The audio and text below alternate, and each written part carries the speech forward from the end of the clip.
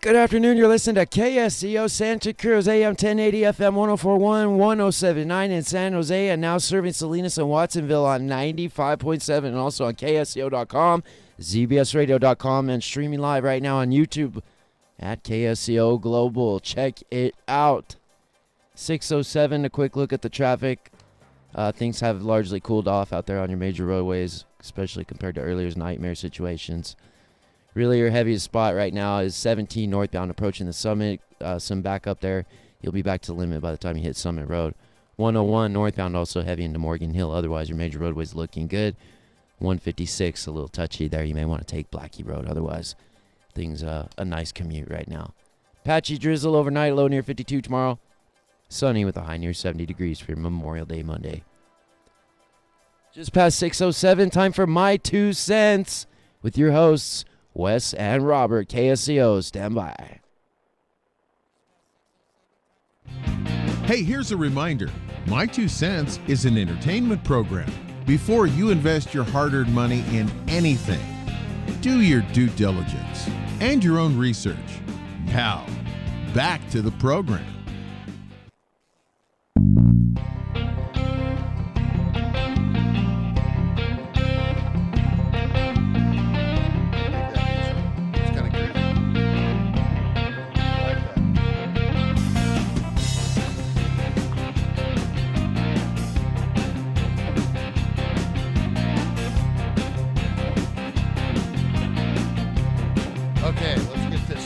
Welcome. This is Wes Holt. This is My 2 Cents.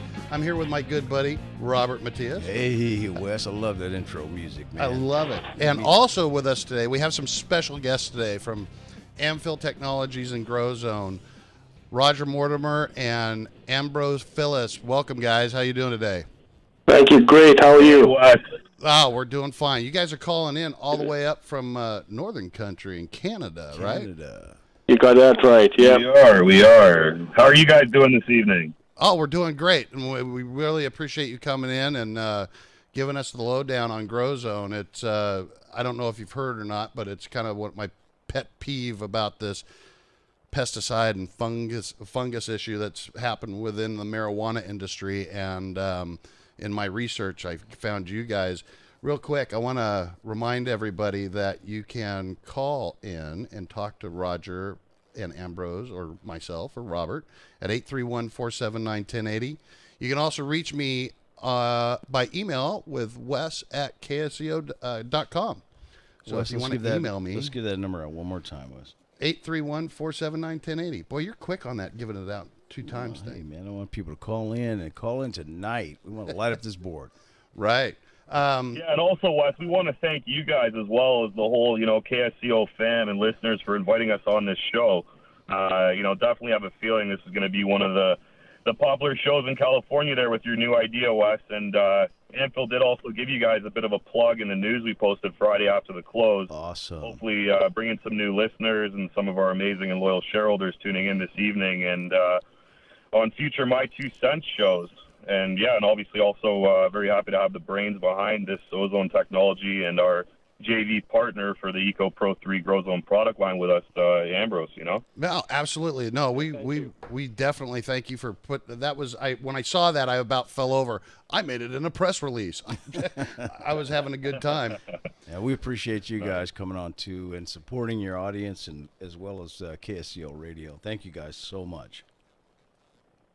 No worries at all. And if I can just take a quick minute here, I just want to get a quick disclaimer and seek a safe harbor out of the way. Is on a format like this, I'm going to do my best not to overstep, Regulation FD duties. But if I start to digress on a topic a little bit, I just want it to be known that what I or Ambrose mentioned on the show is based on already established facts within the company, but can also be, a bit forward-looking or our personal opinions of what's known and believed by us today.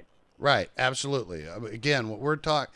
And I wanted to recap for our listeners, too, how I basically found Grozone.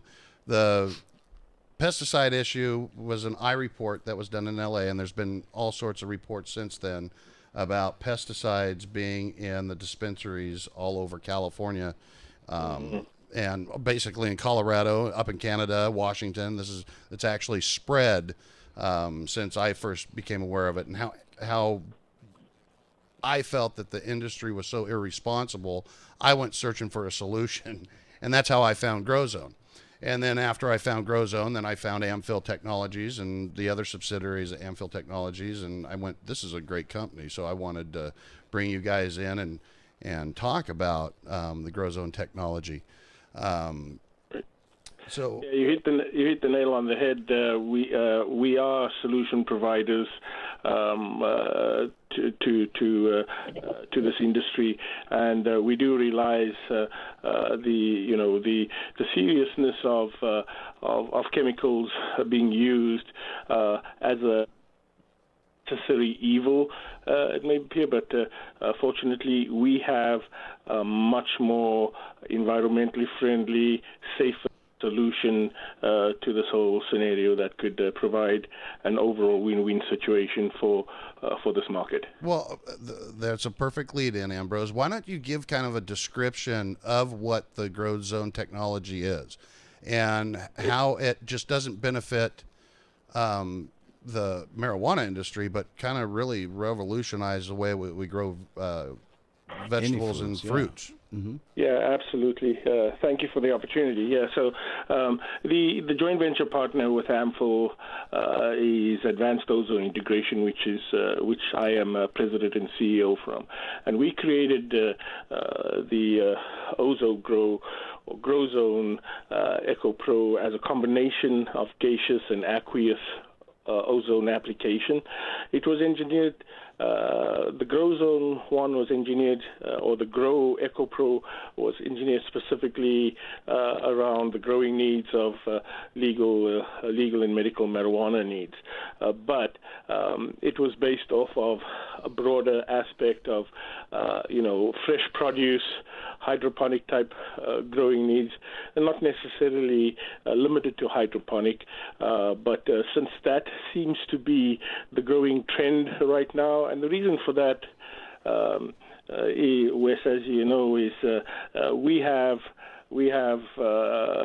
in this world of ours a growing population in excess of 8 billion people right now, and we also have a challenge to provide fresh, safe foods to this environment. And what's happening now is the ability for traceability. As you found out, it's very easy to find root cause effects, such as carcinogenic type chemicals that are being used in the industry, and we as consumers we innocently are ignorant of this, and we consume this, but sometimes we have no direct correlation to what we're consuming versus the illnesses we get, and sometimes we do. But now the technology is so far advanced in terms of determining some of the root causes that causes the illness. So for a broad perspective, we provide a solution with an environmentally friendly product such as ozone, which is just basically a combination of three atoms of oxygen, and the third atom breaks off and oxidizes all the bad stuff.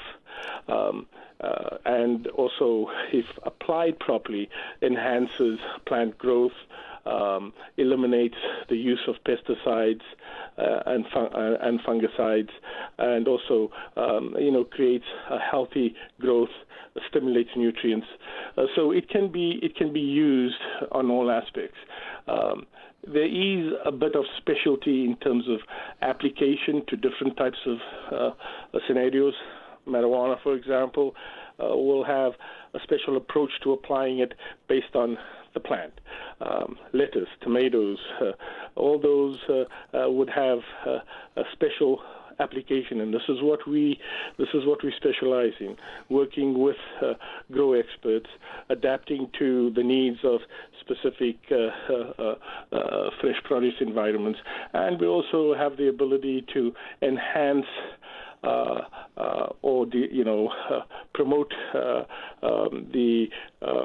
or reduce the rotting or or ripening effect in storage. So with our technology, we can have the ability to control products from rotting by controlling the ethylene that's given off with our technology. That's amazing. We have a broad perspective of application, but we're very, very systematic in applying the technology to every need. Right. That's what I found so amazing about this. So, kind of describe what exactly it is, not in the technical terms, but this is where plants are grown in a greenhouse type atmosphere, and how does your technology work inside in a greenhouse atmosphere? Right. So if you just envisage a greenhouse atmosphere, it's enclosed. It has a controlled air. It has a controlled water, nutrients in water, and that environment presents some challenges. The challenges are you now have to control, make sure that the well-being of and health of the plant is constant and totally and constantly improved. So you also want to ensure good yield of your product. So what promotes good yield is control of molds and funguses and bacteria, control of pests, Right. such as in relating to marijuana, for example, aphids and spider mites and whiteflies, etc. So the application of our technology is multifaceted. So what we want to do is make sure that the plants get the right amount of nutrients. And in a growing operation, you can use a lot of nutrients, but the plants only absorb so much of it, or they only have the ability to absorb so much of it. So what we do is we try and promote that enhancement by giving the nutrient water a very high oxygen residual, thus allowing the nutrients to be maximized in absorption. We also allow the plant we basically take the plant to a gym, so to speak, with the introduction of our technology. And what that does is it allows the plant to absorb just its maximum amount of nutrients. And so once you've analyzed what that is, you can give enough nutrients for the plant. The plant will use all the nutrients that it needs, and nothing really goes to waste. Wow. So there's a savings there. Also, the stimulation of the plant allows it to get better yield. So bigger buds, more crystallization around the buds, which means a higher yield and a higher value of your product.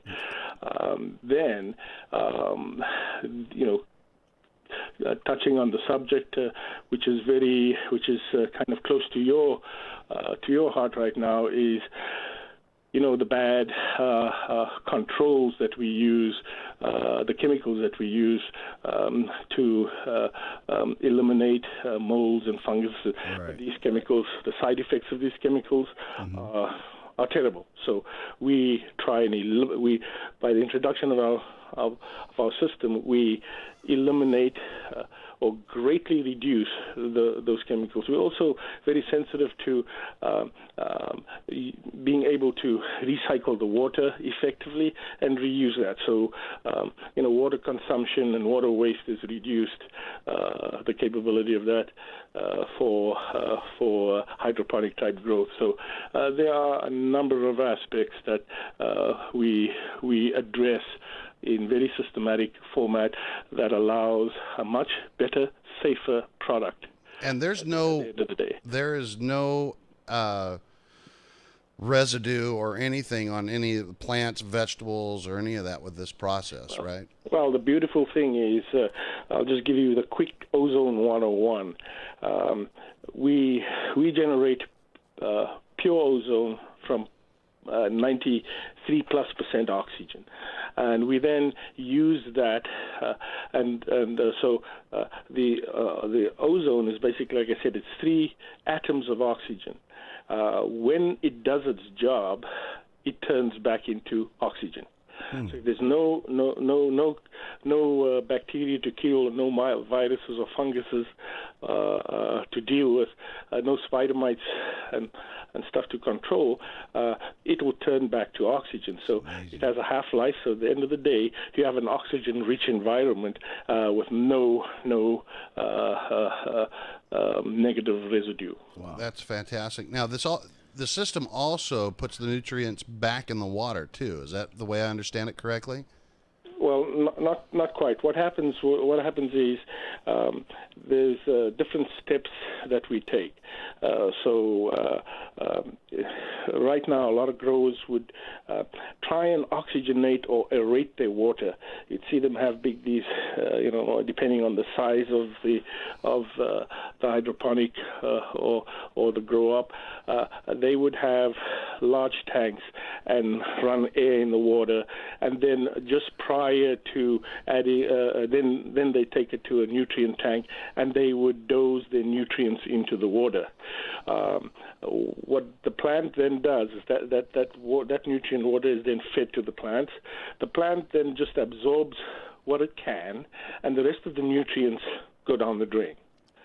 What we do is we work with the growers and we maximize the amount of nutrients that the plant can absorb. First of all, then we let the grower just put in the exact amount of nutrients it needs. So there's a tremendous savings on nutrients. As you know, this is not cheap stuff. The nutrients are fairly pricey. So right, nutrients that's very expensive as far as the growing is. Yeah. So imagine we can save in excess of 50% of that nutrient because it goes down the drain. It goes back to waste once it goes through the plant. The plant only absorbs what it can, and the rest goes down the drain. Okay, that's another exciting part about that information too. That's Wes, good because a lot of people don't know this information. No, they don't. And I know that there's a lot of growers, and I guess I started a firestorm when I called the industry irresponsible, which, frankly, in my point of view, it is. And when January 1st is coming, I think that a lot of the dispensaries and the growers that have done this Wild West thing, there's going to be some lawsuits with it. I know that there's lawsuits already in Canada, and this is a solution to this problem. So it's an exciting solution. When I found out that the pesticides, I believe that was up in San Francisco or North Bay, that the Eagle 20 pesticide was used, which is rated for agricultural for human, but once it was heated, it turned into hydrochloric cyanide and is responsible for the death of somebody. Right. Go ahead, Ambrose. It produces hydrogen cyanide when it's heated. So when you're smoking it, basically. Right. And that's not a good thing. And so the regulatory bodies are now starting to they outlined this as early as October of 2014, but they never really enforced it. The value proposition here is, you don't find out until you harvest it. So when you harvest it and you test your product, and it's, it is at an unacceptable level.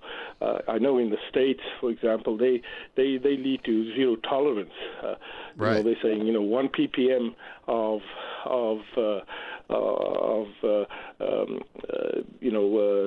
what's it, the Eagle 20? Yeah, is too much. The myclobutanol. So they're saying there's zero tolerance to this.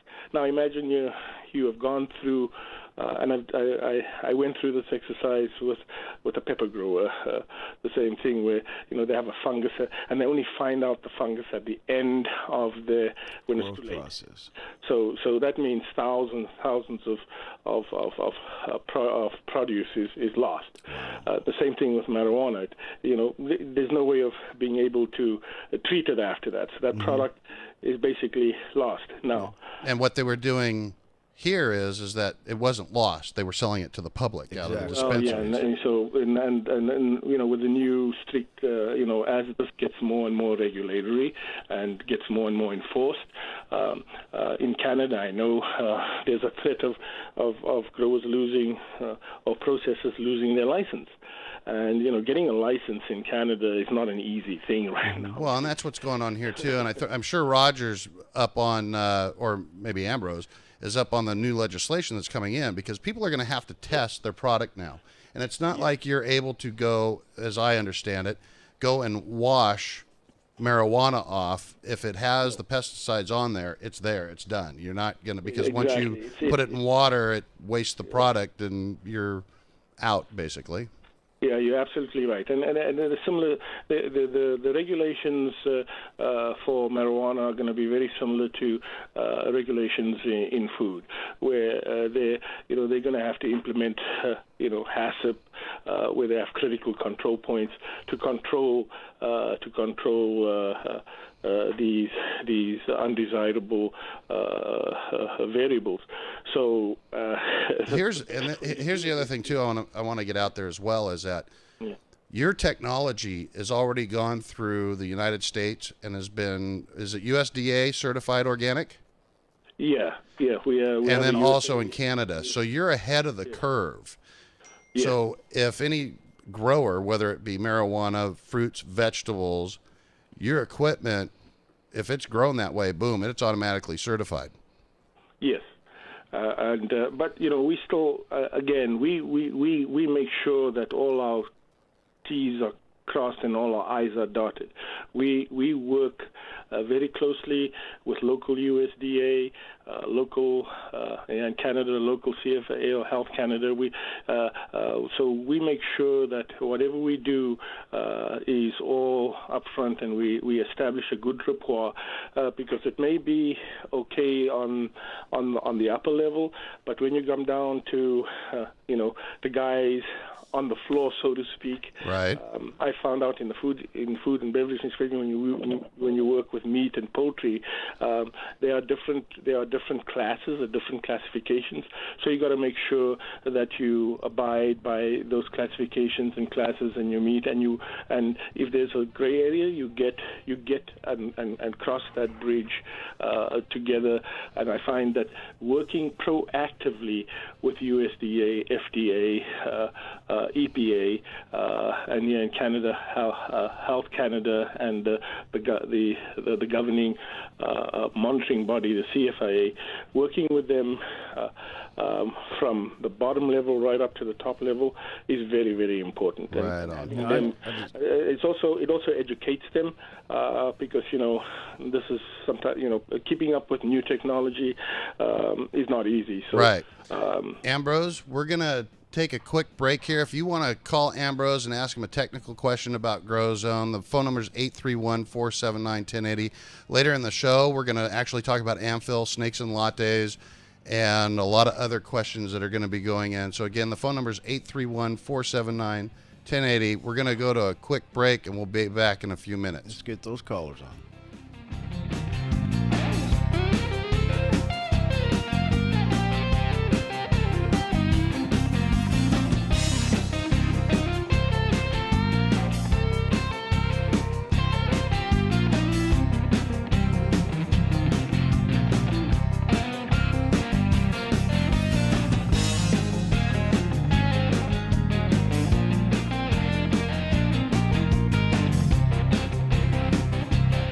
Hi, registered pharmacist Ben Fuchs here. I've been studying healthy bodies for 35 years, and what I've got to tell you may shock and surprise you, but if you listen up, it may change your life. Known as neurotransmitters, with names like dopamine, serotonin, noradrenaline, and GABA, one of the most important of the neurotransmitters is a substance called acetylcholine.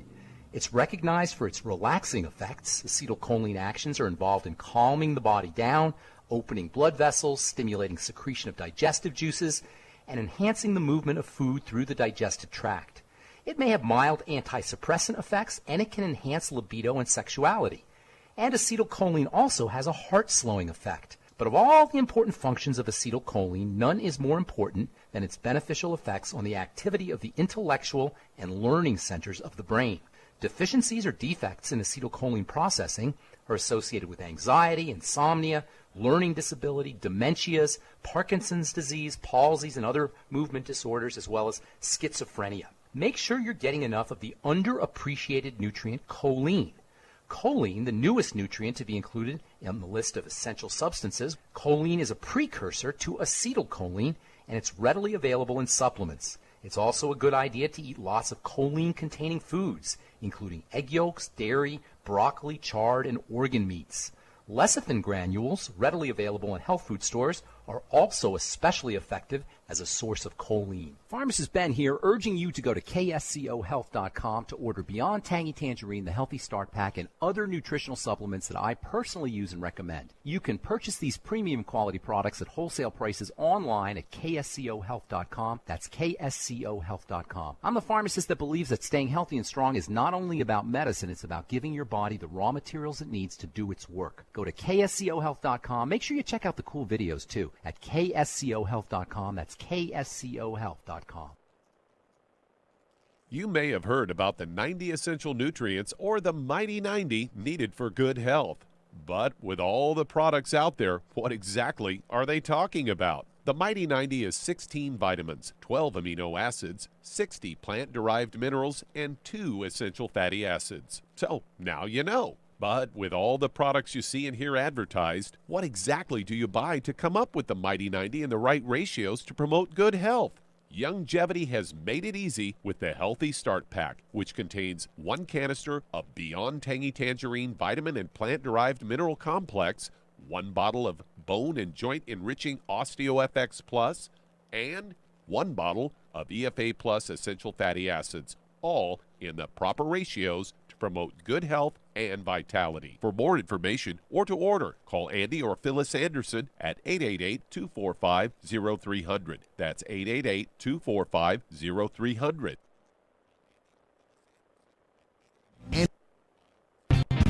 Hey, here's a reminder. My Two Cents is an entertainment program. Before you invest your hard-earned money in anything, do your due diligence and your own research. Now, back to the program. Thank you, Jason. That was a nice little lead in there. Yeah. All right, we're back. I've got special guest host today, Roger Mortimer from Amphil Technology and Ambrose Phyllis from Grozone. Give us a call, 831-479-1080. If you have a question for Ambrose, especially on the Grozone side, we do have a call. Do you want to take a call now, or you want to talk a little bit more, Ambrose? I can take a call. No problem. Okay. So we're going to go to Trevor in Toronto. Let's see. Toronto. Trevor, what's going on, buddy? Hey, how you guys doing? Doing fine. How are you today? Great. Pretty good, thanks. Thanks for having me on again. What's your question? I was wondering if Roger or Ambrose could comment on the property in California. I believe it's a 10-acre property that they were working on. And also, has there been any interest you can comment on with the huge producers that are coming online in Canada as well? Roger, you got something about that?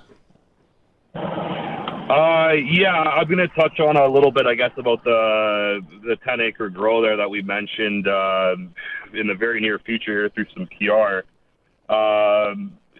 It's tough to, I guess, get too in detailed on that just yet because I have to kind of, announce it to everybody at once. But, what I can say is that, we've been in discussions, I guess, a lot of the companies that we've been talking to, after hearing about the product and what we can do, they say to us, hey, this is our sort of region that we're in. We know everybody, in this region and want to be involved or have some commission or stake, and we'll make sure that everybody uses it here. And, the industry is very tightly knit community, contrary to what might, a lot of people might think, but, almost like a high school quick, but where it's literally under, 100 guys that run and control everything. And I'm talking about the big boys, not the everyday guy, and this is across North America. So the hardest thing for anyone in this industry to do is to break into that inner circle, so to speak. And, we've now done that. And, now that we have the time of day with some of these guys, especially like this big 10-acre grow property that we're going to be, basically rolling out the product line on, after you talk with them, it doesn't become a matter of, yes, we want one. It becomes, well, listen, we want to have this installed across a number of facilities in this region and have some rights or sort of exclusivity to an area. What can we do? And for Amphil and Grozone, we can't be everywhere at once trying to sell and pitch the product. So, we might close a whole bunch of territories here simultaneously to do a massive product launch. It's better to have, 100 interested parties at, let's say, an 80% markup, being able to give a little bit of commission or incentive to these guys that are heavily entrenched in their regions. For example, rather than having, 5 or 6, parties at 100% markup.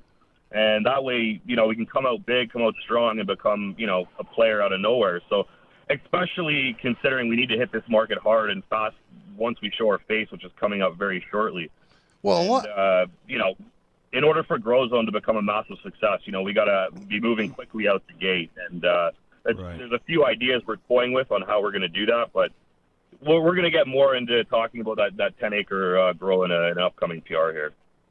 Well, the other thing that kind of going back to the Grozone, kind of explain the joint venture between RotoGrow and Grozone, because that also, when I look at that and take the RotoGrow and the Grozone technology and put it together, because you're looking at what, 3 times the yield per square foot. It could be up to 10 times the yield in the same space, and that's sort of huge. That's where I guess I can touch more in general from an Amphil side on, we've stuck more to the tech side of this new industry, with Grozone and partnering with RotoGrow and, a few other deals that'll be, announced here shortly. But, I personally don't believe that cultivation is where the money's at or going to be at for this industry. The price per pound next year is going to be a fraction of today's cost. And as more and more producers jump in this business, every company has different challenges at different times. And with the coming saturation of the market and every John Doe wanting a piece of the action, when times get tough for a company or they have to meet that month's payroll or overhead, or, one company needs to drop their prices to have some product, moved quickly to pay the bills in order to survive. And other companies start feeling a slight loss of that much needed volume they've gotten to survive. They might opt to follow suit. And, maybe the instigator of the price drop lives to stay in business another month, or maybe he doesn't, but it's possible the market price that was affected by his fire sale to survive doesn't quite rebound where it was, if at all. Then the next small grower runs into tough times, et cetera, et cetera. So, let's face it, it doesn't take a rocket scientist to grow the plant. And with, not hundreds, but thousands of cultivators entering the market, if the company wants to dominate or even capture a decent portion of that available market share, they're going to have an edge over the competition on why their product's better. And that's where Grozone comes in and our partnerships with RotoGrow. And some have related this industry obviously to like the gold rush and, but most people during that time, they didn't strike it rich from finding gold. But the companies selling the picks and the shovels, the ancillary businesses, like bandits. Yeah. So, when you take a product like Grozone, which has, an immediate use for every producer or a company like RotoGrow, who we just signed a deal with, we now have the pick and the shovel. So, RotoGrow is, in my opinion, the best hydroponic system on the market. And it does have the ability to increase the volume of the product astronomically on, like you said, a reduced floor space and reduced overhead. So the added value of much needed, increased margins and the peace of mind Grozone can bring to the cultivators, you now have differentiation and can hedge against, the soon to be well oversaturated market that's coming. Well, So, that's what my belief is, and that's why I've kept the company away from the production side. A lot of people have asked about it, and we're cutting deals on the tech side because all the producers are going to look into stuff like this at one point or another, and each and every producer will have that decision to make, whether they want to utilize the tools available to the industry. Some are going to choose it, some won't, but, the cream's going to rise to the top very quickly, and those that have the foresight, to check Grozone out, check RotoGrow out, in my opinion, are going to survive, live on, and become players. And those that don't, well, not everyone can survive, right? Right. And RotoGrow is an international company, correct?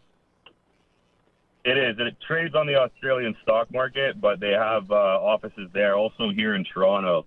Yeah, they're a worldwide company, though. Yes. And to add to that too, with the states coming in with regulating the marijuana industry as far as pesticides and everything, that's going to make a big difference as to, like what you were saying, Roger, being the person that supplies the picks and axes to dig up the ground, and that's going to cause the industry to have to relook at things, utilizing something like your product Grozone to make sure they meet the standards and the regulations set forth by the industry. That's right. I just like to elaborate on that.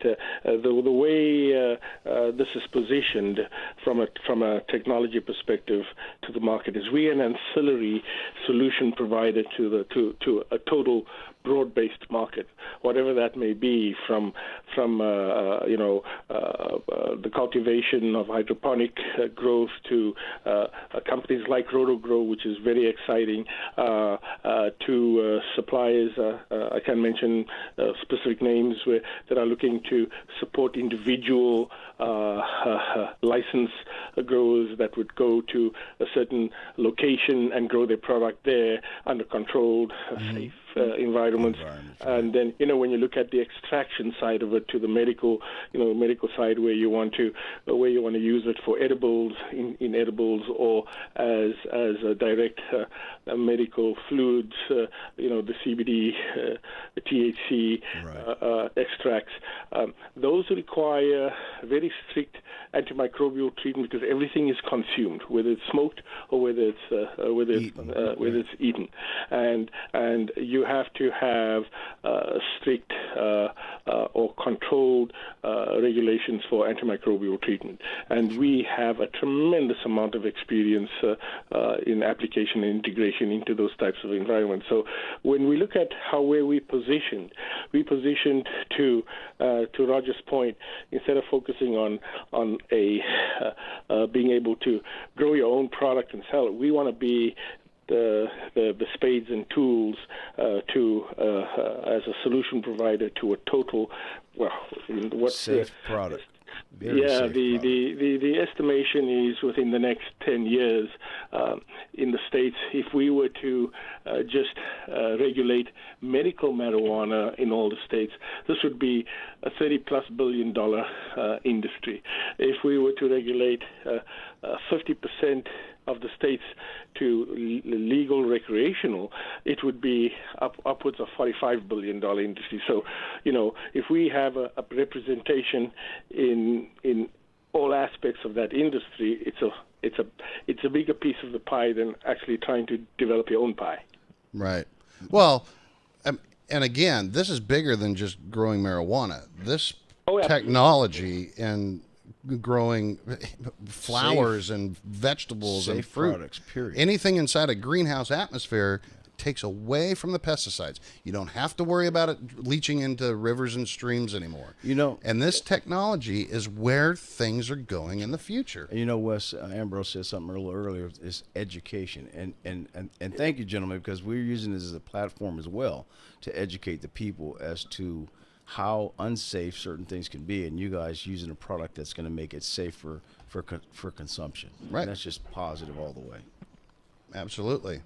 For sure. And it's not like this is a new product. I mean, it's an extension off of Ambrose was, his background is in the food and beverage industry, and, he's been doing that for, decades, and he's dealt with all the big companies, right? So everything food-based. I mean, like chili pepper processing plants, poultry, obviously the big guys we've put in our releases, Nestle, Pepsi, Cisco, Sun Pacific, all that. I mean, it's nothing it's new. It just had to be tweaked, so to speak, to be able to produce the right effects for this industry. Yeah. Here's the deal. I am very, very, very serious and committed to this. In our food consumption world, as I stated before, there's a much bigger demand, and it's continually growing. Our food banks, if there were any crisis, our food banks would, in Europe, I think we got 14 days of crisis, and that's all we have in the food banks, and then it's disaster. In the States, it's a little higher, but still, it doesn't give us a lot of time. So in our industry today, we use a lot of chemicals for just general sanitation cleaning. We use chlorine-based chemicals, peroxide, chlorine, ammonia-type chemicals, and that is so unfriendly to our environment. If we can, with this technology, just take a bite of about, say, 30% out of that chemical usage, it's going to be a tremendous positive to our environment. And so the health benefit too. And the health of the daily consumer. Right. If you look every single day, there is some report on the news of somebody having to recall product because of Listeria, Salmonella, E. coli. That's right. And so we want to have a big effect on controlling that to a point where it is manageable and safe. That's awesome. That's great. It's a great product. Well, we have a couple of phone calls waiting for online. You want to take a couple more phone calls before? Oh, let's just say that we're probably going to do the CBS News at. I actually didn't ask, Roger. Are you okay with going past the hour? The hour? Of course. Honestly, I got a few things I still want to touch on. I just kind of let Ambrose do his thing here. Okay, not a problem. Let's take a couple of phone calls, and then we'll go into Amphil and snakes and lattes and the overall picture of what Amphil's doing and explain what Amphil technology is and where your goals are and what you're going to be doing here. All right. That number again, Wes. It's 831-479-1080 is the phone call to dial in. You can also send me an email at wes@ksco.com if you want to pose a question, don't want to get online. And go ahead and bring my email up so I remember that. And let's go to Renton, Washington with Russ. Russ, you're on KSCO. Hey, Wes, how are you doing? Fine. How are you today, Russ? Good. Yeah, I have a question for Roger and Ambrose. With all of the new regulations that are going in for pesticides in the marijuana industry, for those growers that use pesticides and don't use Grozone, what is going to happen with them? And what are the options for those growers that don't use Grozone? How are they going to survive the business? That's a good question. I think it's going to be right now. The regulations are, I would say, fairly lax. Mm-hmm. But as this, becomes more and more entrenched, the regulations are going to be a little more strictly adhered to. So they're going to have to adjust at some point in time because it's going to be, you're either going to get on the boat or sink. Mm-hmm. So I think, they're going to see the light at the end of the tunnel. It's either going to be adapting to this type of a technology, or that light is a freight train coming down and just running all over your business. So it's going to be based on how stringently these regulations are going to be enforced state by state, mm-hmm. And then as this gets cross state lines. So if from a marijuana perspective, I don't know, I think, depending on the atmosphere in politics, but if this is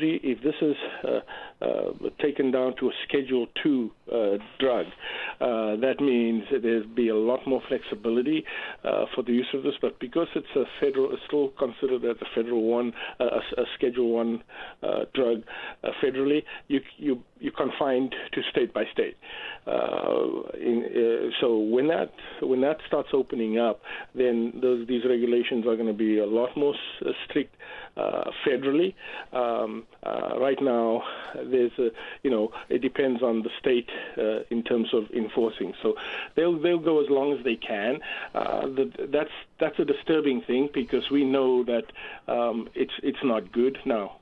On the black market, people have been doing this anyway. the sooner they can eliminate the competition of the black market by making this more and more legalized, the federal regulations and state regulations will be more and more enforced, and that's when compliance will have to be adhered to. Well, the other thing that's going to end up happening too, and people need to realize, the current dispensaries and growers are going to be in litigation, especially getting close to the first of the year, and it's going to be something that they're not going to be able to hide from it. They're going to have to mitigate it. It's coming. They have no choice. It's coming because the cancer that they've created in the public is just starting to tip its head, and that's where all these lawsuits are starting in Canada, and I think it was Washington State, and it's going to happen here. And if you think that it's not, you're smoking too much of your own product. Well, here in California, we have some of the strictest environmental regulations. I would like to make a comment, please. It seems that what Amphil Technology, AMFE, has, it looks like they could actually corner the market in growing marijuana. It's amazing. I don't know of any other company, or does Roger or Ambrose, do you know of any other company that could even compete with the technology that you have?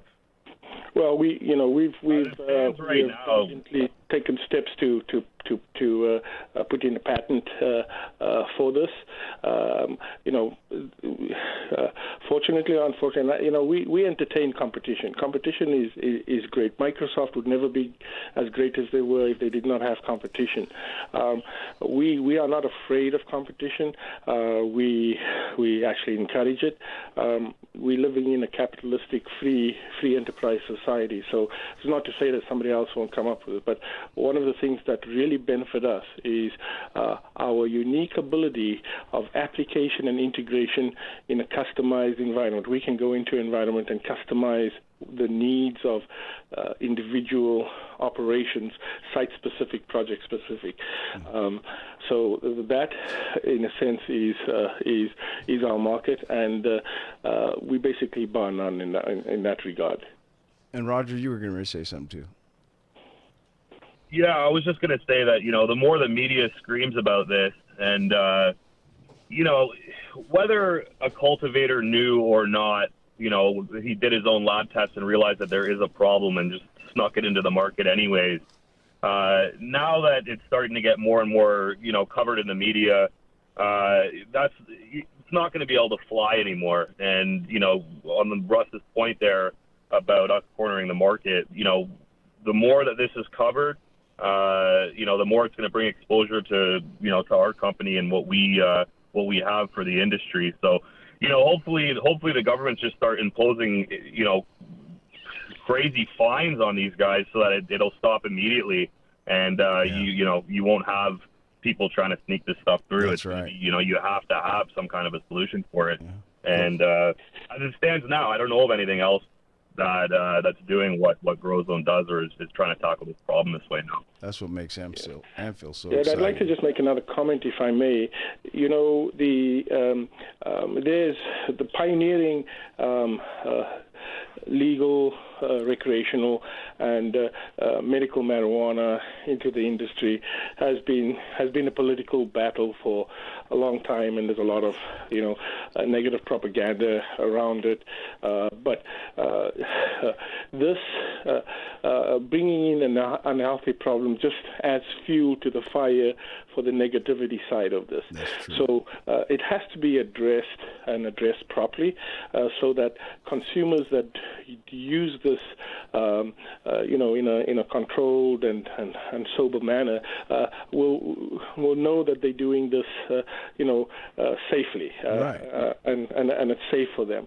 And so we don't want to mar the progress that's been made. And the biggest single thing right now is, as you pointed out, Wes, is the pesticide issue. So that has to be nipped in the bud, and so that people can feel safe using this product for medical and or recreational reasons. And again, and also to grow stuff. Russ, thanks for calling in. Appreciate it. Go ahead, Robert. And the educational piece, like we were talking about earlier. Ambrose, you're hitting on those points. People don't want to take something that they know will hurt them. And then you guys producing this product or this way of raising it, and the awareness that we put out, such as like this show here, we get the word out through you guys.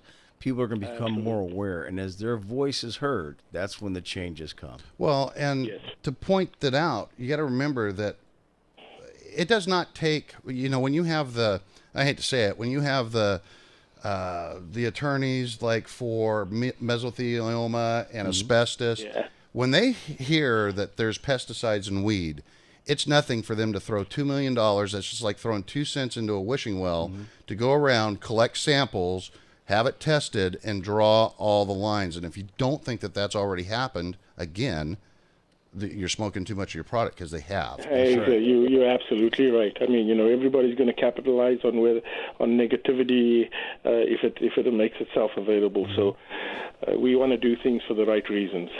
Absolutely. So we went way over talking on Grozone. If you have a question for Ambrose or Grozone later on, I got the okay to, 2? Well, you're holding up 2? Does that mean 2 minutes? I got the okay to go over into the next hour, so we're going to be able to talk Amphil and Snakes and Lattes. You're going to want to call in 831-479-1080. You're shaking your head no, Jason. What's going on? Everything's fine. Okay. Then we'll go into the Amphil and the other side of this, because there's a lot of people that want to call in. So now's the time to call, 831-479-1080. We got a few more minutes here before the top of the hour, but I just want to get that out there. I also wanted to the one thing I forgot to do last show was talk about our Facebook page, My 2 Cents. Oh, that's right. Okay. We sure did. We both. And next week we're gonna kind of talk about promoted stocks and what that's all about too. Well, we got to get Roger talking hopefully about retiring. Well, he's not a promoted million. stock. I'm talking about something else. Okay. That's something else. Oh, yeah. So next week's show, I'm talking about next week's show. Yeah. And we're going to talk about Investor Hub and what that's all about. I'll probably touch on that a little bit today too at the end of the show. And then how I'm going to be broadcasting from the south of France all of July. Oh, I hate you already. So, guys, if you can, how many more minutes do we have before we go on to CBS News? About a half a minute. Half a minute. So we got 30 seconds. Can we take Patsy's phone call real quick? Let's do Patsy and see if she can do. Hey.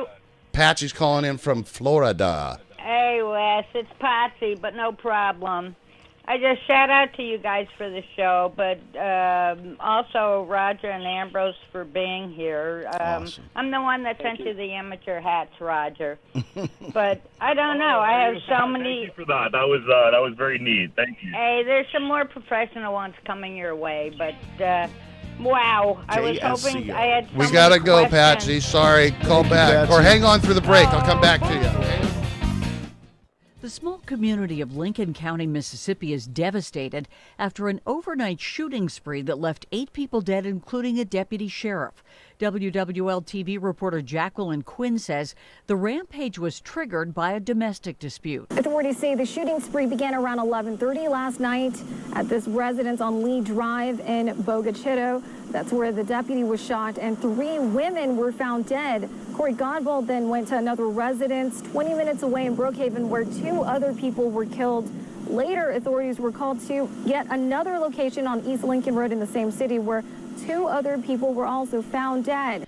Godbold, who's in custody, told a local reporter he wanted to commit suicide by cop. He faces 8 counts of murder.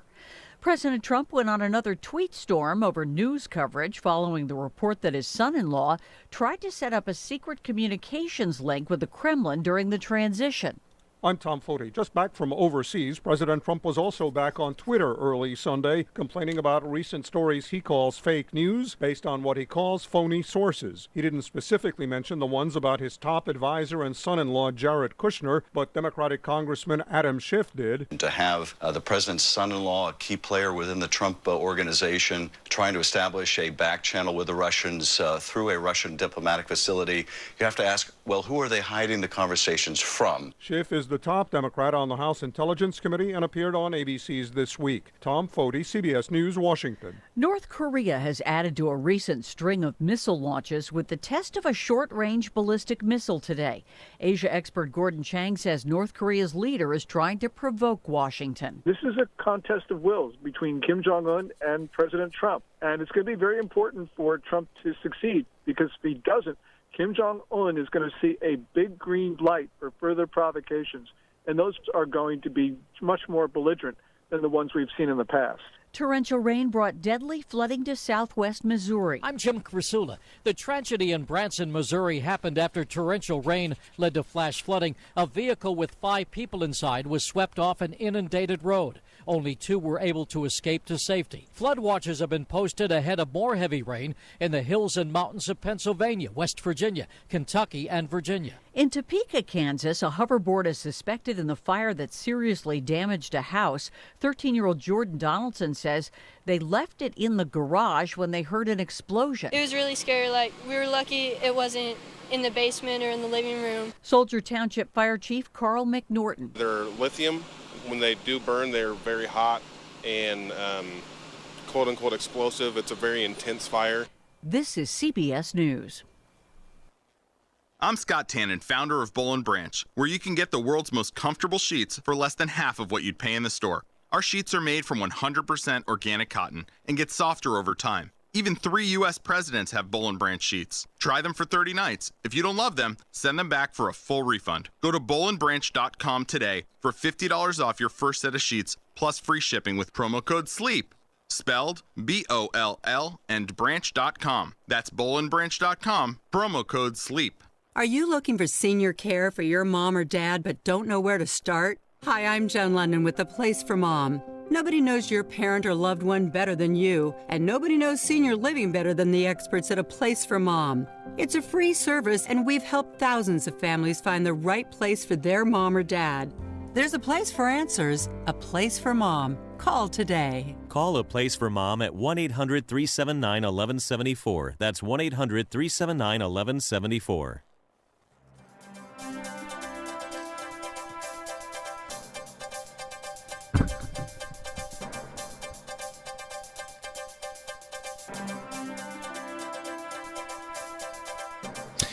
Good evening. You're listening to KSCO Santa Cruz, KOMY Watsonville, KSCO.com, ZBSRadio.com, and of course, live on YouTube at KSCO Global. Check it out and subscribe. Just a little past 7:04. I am Jason Struby. We'll get one more quick look at your weather and traffic for your Memorial Day weekend. Let us see. Highway 1's northbound through Santa Cruz, Aptos. Everything looking good north and southbound in the area. Things have majorly chilled out. Moss Landing area also back in the clear, as is Monterey County on both Highway 1 and 68. 156 a bit heavy there as you approach Prunedale. The opposite of what we saw earlier. Blackie Road, probably a good alternative there. 101 northbound, just a bit heavy between Prunedale and the 156. Not a major slowdown there. Your heavier spot is up the road as you head northbound into Morgan Hill. 5 miles an hour backed up from about a couple of miles into town. Back to the limit once you get out of Morgan Hill. 85 is clear. 17 is good. Southbound 17 is good. Northbound 17 is a parking lot. All the way before Scotts Valley, you're down to 5 miles an hour. Not back to the limit until Summit Road.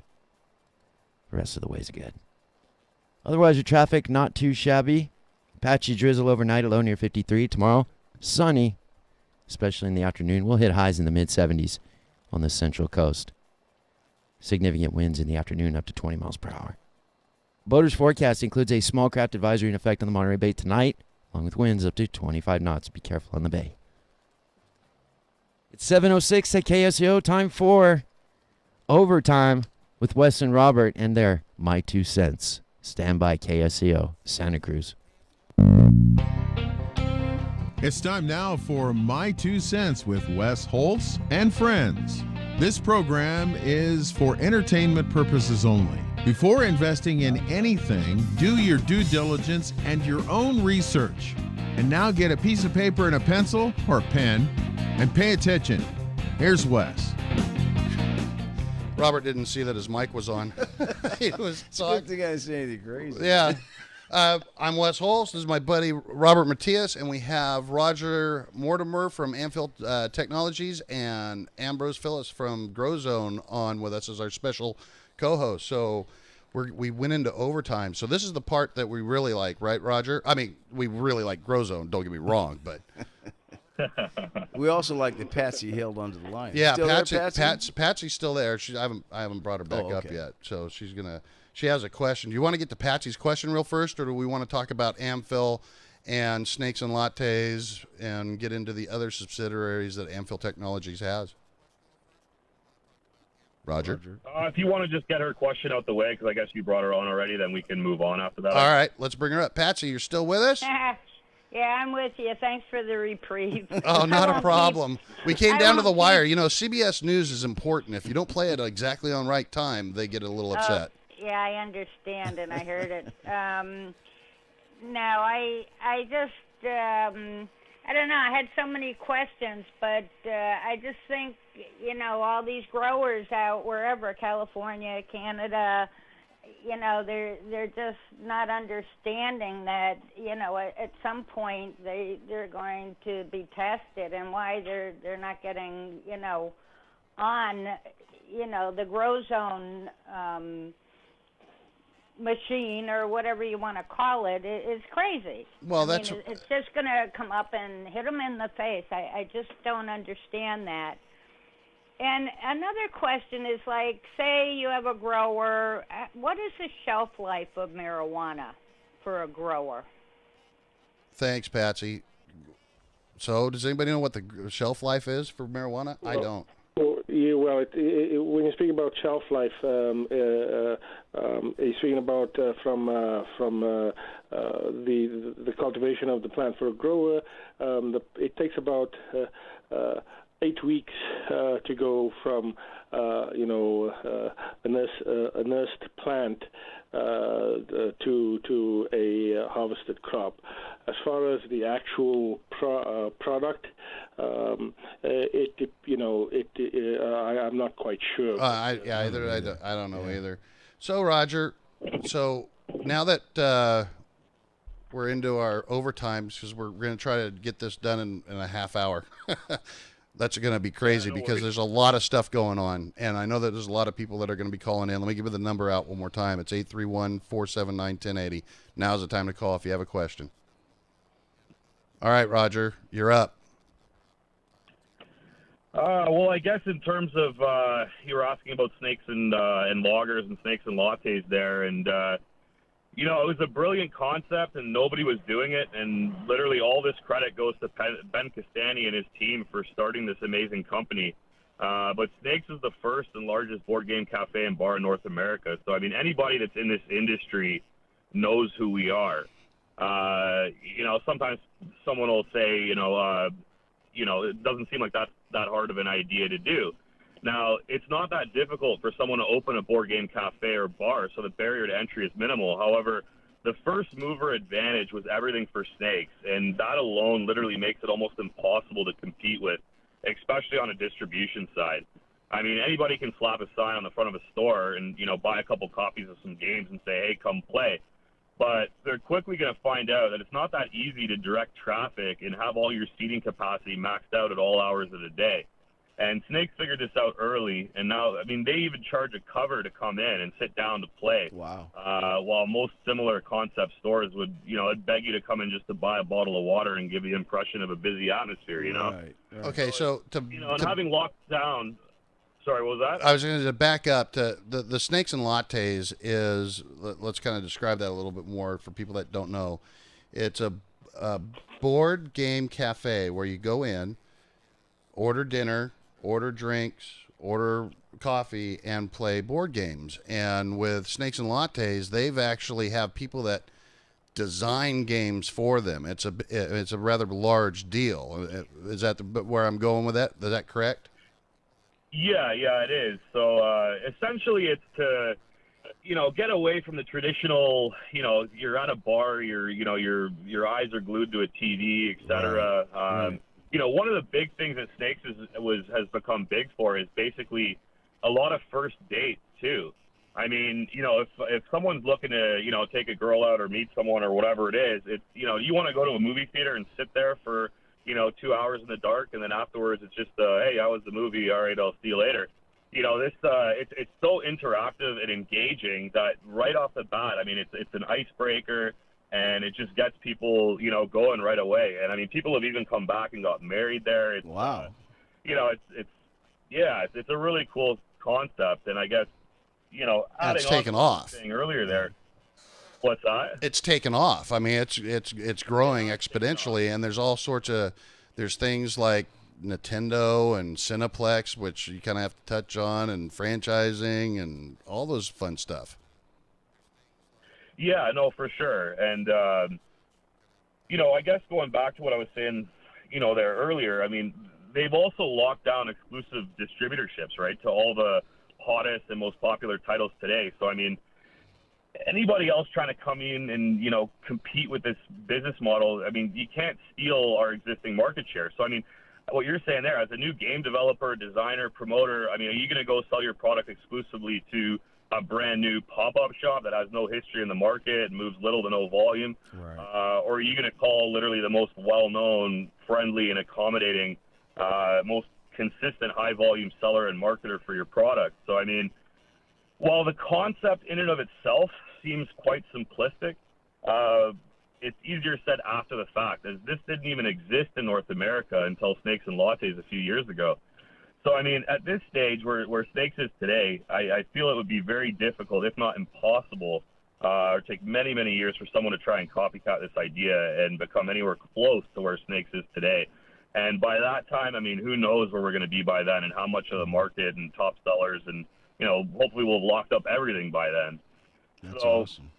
And Snakes welcomes companies getting in the industry and not worried in the slightest about competition. Like you mentioned Cineplex there, and I'd had some, when we originally announced the deal, some people said, why are you helping out like a potential competitor? And not worried about it in the slightest. I mean, Snakes made a whole YouTube series that was, put out there on how to open your own game store. So, I mean, the more of these smaller cafes that open up, it's great for the industry, and the more product they're going to need to order from us to stock their libraries and retail sections. As the online side of it is already virtually locked down through Amazon, and Snakes ships and fulfills pretty much all the games sold through their site in Canada. And it's just easier through Snakes, because if you're a game creator in the U.S., where most are and looking to sell in Canada, all you have to do is ship to our warehouse in Buffalo, and we do the rest. The imports, the duties, the taxes, the paperwork, you name it. Wow. We bring it over to the Canadian warehouse, store it for you, distribute it. So there's not many people that have the ability to do that. Right. So, yeah, you mentioned Cineplex there. I mean, when Cineplex, they're obviously, known for their theater chains. I think they have like 165 of them. They, I guess, last year started to look to, freshen ideas and get more into the entertainment and gaming arena. And they opened a facility in our stomping ground here in Toronto. And, I mean, Ben just picked up the phone and was like, hey, congratulations, guys, on your new concept. We're Snakes and Lattes, even though, they already knew who we were. I can't remember if the guy who's running this aspect for Cineplex worked for Snakes a few years ago or is just a very close friend of Ben's. So don't quote me on it, but there's a very close relationship there. And, he just phoned them up and said, hey, how can we help you guys with your new business model? And, Cineplex is a massive company with much deeper pockets than ours, but it's not even a concern, as, they've already mentioned to us, and we already knew. I mean, they're not going to have any interest in training hundreds of staff all about board games and this and that, when they can just pass it off to Snakes and have us run the whole thing. So, and it's not like Ben's going to them saying, hey, we have 5 employees, great startup company, we want to work with you. I mean, he can comfortably walk in there and say, hey, we created this industry in North America, have over 100 employees, we'll have 160 by July when our location at Yonge and Eglinton's up and running. And as a matter of fact, I mean, if we needed 200 employees to be able to facilitate and meet your immediate rollout needs, consider it done. So, hopefully that kind of reiterates, I guess, my previous point on the competition aspect I touched on, and why it's really, no concern to Ample. But anyways, yeah, so now, we're going to be hosting game nights at the Rec Room locations. We're still hashing out some of the little things, like our guys, wearing Snake shirts, of course, and, how it's all going to be handled. But Cineplex is now building in Mississauga at the Square One Mall, which is like a half an hour from Toronto. So it's another local location to quick and easily be able to service. So, easy as that, another partnership has begun. And, same with other companies like Nintendo. I mean, the Snakes brand is getting out there, and honestly, it's spreading like wildfire, and big companies are taking notice. I mean, the average person in North America may not have heard of Snakes and Lagers or Snakes and Lattes just yet, but this is going to change. And I mean, these big companies are now reaching out to us, not the other way around. So for instance, and we disclosed this already, so it's okay, but like Nintendo, their Canadian PR department reached out to us, not the other way around. And they're like, hey, Nintendo has recently launched a new Nintendo Switch and 1-2 Switch game, which is, it's a really cool party game. Or you guys, you essentially control the tabletop gaming market, but we want to have you host Nintendo nights at all your gaming locations. That's what can you do to get in there? So, doors are opening literally, left, right, and center. And Ben, the founder of Snakes and Lattes, and who's running that subsidiary, he's not wasting any time capitalizing on the opportunities as they present themselves. That's awesome. Well, I've had this conversation with many people, is that the Snakes and Lattes, I guess the best way to describe it is the Macy's Christmas windows. It's the gold standard of the board game cafes. And the franchising of it, and I know that that's in the works. Can you kind of touch base on the franchising, and then also the uplisting in the stock market with Amphil Technology? Yeah, okay, so I'll touch on both of those. So basically, and also just to add, so some of the Snakes guys actually just got back a few days ago from scouting a few location possibilities in Vancouver. So, we're going to keep the foot on the gas. We'll get Young and Egg up and running as soon as we can, and then immediately on to the next one, possibly the next two simultaneously. So, while I'll say we've had some good growth here to sort of start it off, I think that as these locations keep opening, it's going to just go sort of parabolic, because now we can kind of pool profits from all the locations to dump in, It's a lot harder when you got your one location or two locations to try to open the third or open the fourth. But once you're now pooling from 5 or 6 locations, they open quicker, right? Right. And one of you guys have a radio going? Because we can hear it backfeed. I don't. Okay. Not sure. All right, go ahead. You were clear there. Sorry. I had you on speaker, so maybe it's that's why. That might be. Probably it. Yeah. So now, so I guess basically, what we decided is that we're going to open up 5, locations off the bat here. So, Young and Egg will be open up. When will they be open? By July. And then right after that, we're looking at Chicago and Washington, and those will probably be opened up simultaneously. Wow. That'd be awesome. That's great news for new investors, Wes. Awesome. Go ahead. Yeah. So, and I guess for the QX or the uplisting question that you had there, and I guess again, as I go back to my disclaimer, I mean, I'm speaking as of today, but I personally believe, we'll be a QX company before the end of the year. The only thing holding us back at the moment is a 25-cent share price. But with what's going on, not only with what's been announced publicly, but what's happening behind the scenes, I see us getting there sooner than later, and definitely it's a goal for this year. I mean, we could trade on the NASDAQ tomorrow, other than the share price. But this was a route that, I chose to take rather than put the company through, a recapitalization for some immediate satisfaction of being a NASDAQ company. But, that's what we're sticking with now, unless there's some, crazy reason to change my firm stance on that. But I don't see it happening. But, that's all to do with the audit. So basically June 30th, we're shipping off all the financial statements to the auditor. Typically, the SEC has a 30-day turnaround period, so we'll file the Form 10. You got to bank in that 30 days with just how long it's going to take for the audit to be completed.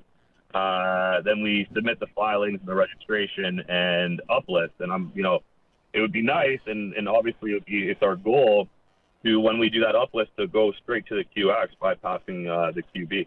Yeah, that'll be. I know you're going to get there. I personally, with your business model, I like how it's been just build, and everything has been, from my standpoint, right on the money. But we have a few callers, so let's talk to Ken in Aptos. Ken, you're on My 2 Cents. Great show. Jason was perfect. I was wondering if the young man who's talking about stocks could read out a couple of other stocks that he likes in the industry. Well, I don't think that we're not really into talking about. I mean, we will talk about other things in future shows, but as far which young man you talking about, me or Robert? Both of you. There's a lot of things that we're going to be talking about in the future. This isn't about. I kind of get what you're saying.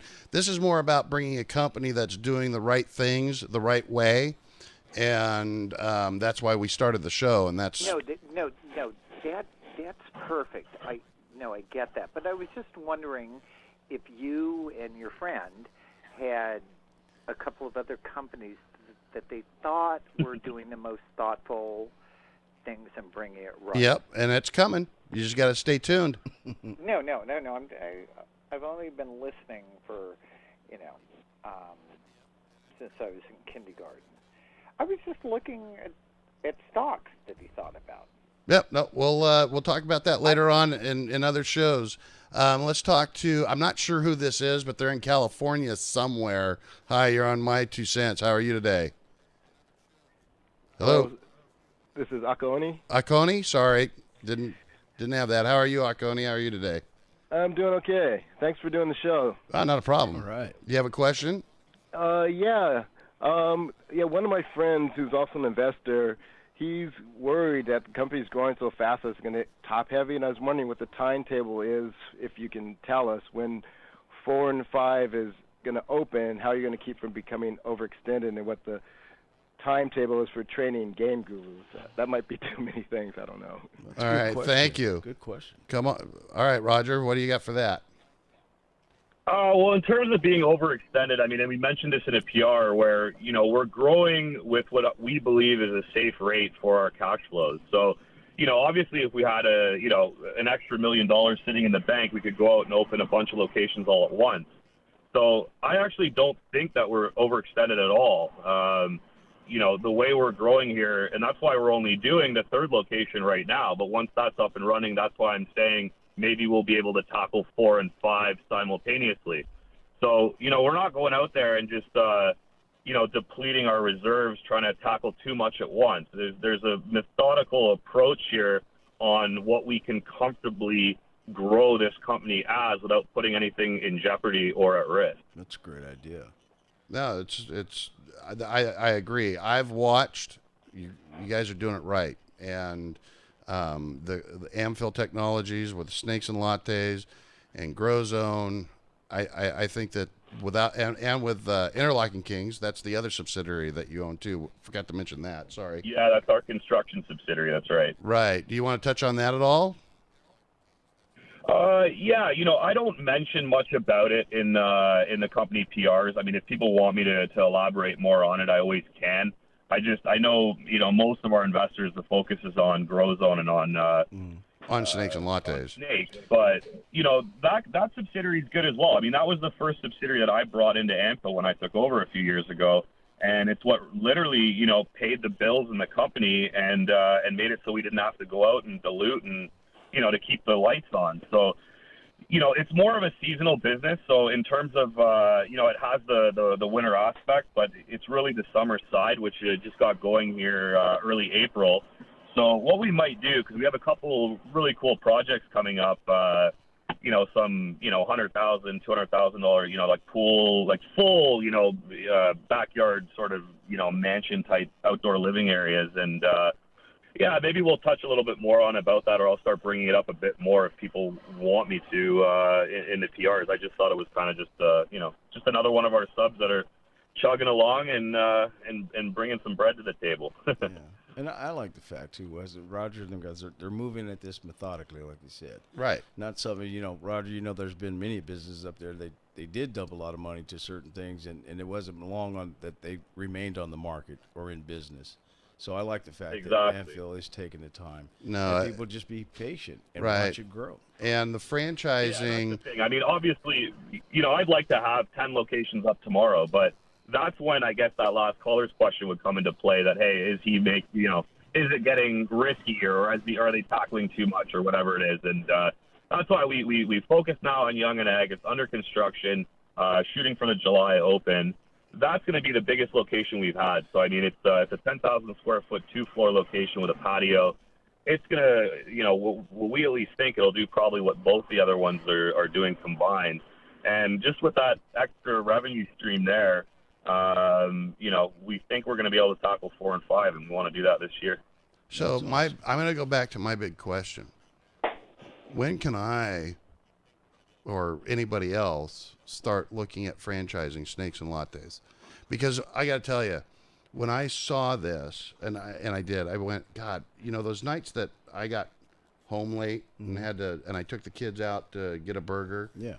What a perfect thing to do. I was thinking Chuck E. Cheese. No, not Chuck E. Cheese. God. It would probably be on that same exciting level. Yeah. When is it that we're going to be able to, or when you're going to start taking in applications for franchises? That's a direct question. Well, I'll be honest with you. We probably, or at least Ben, I get some of it as well, probably get about, I'd say, 3 requests a week even. Wow. From people all across the country. North Carolina was the last one.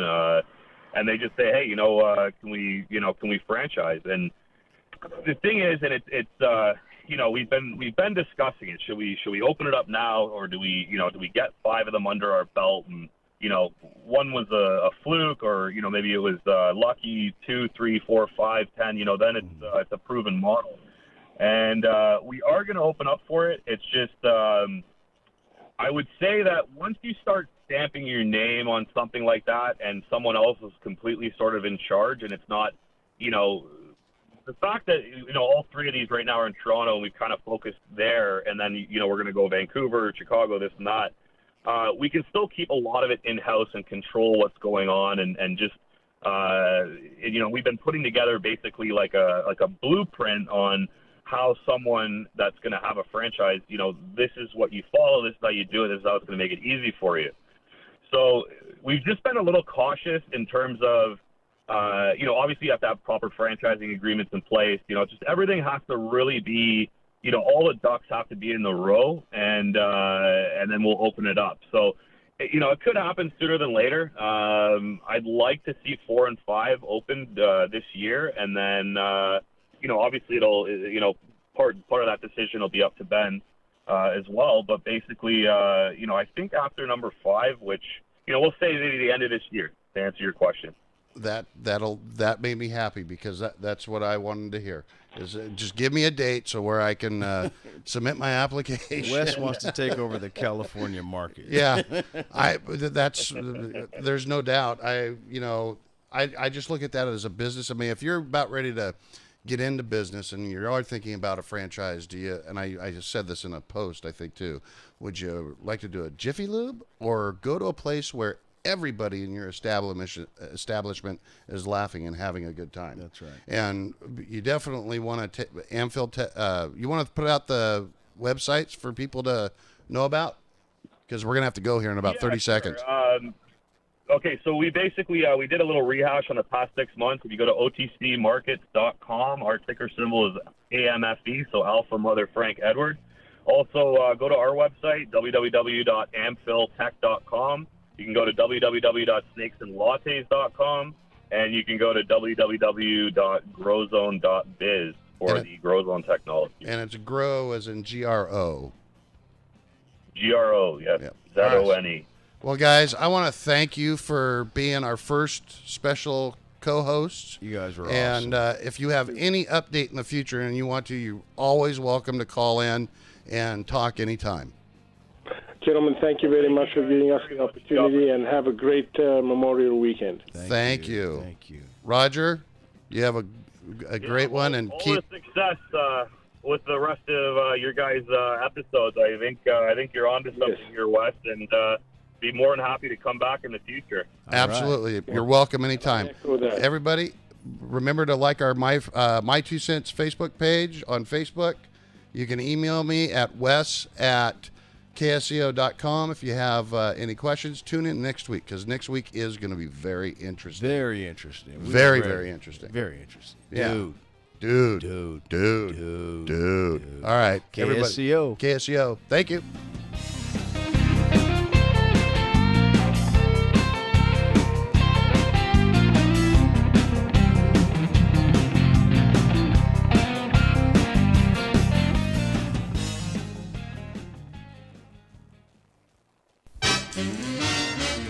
It must be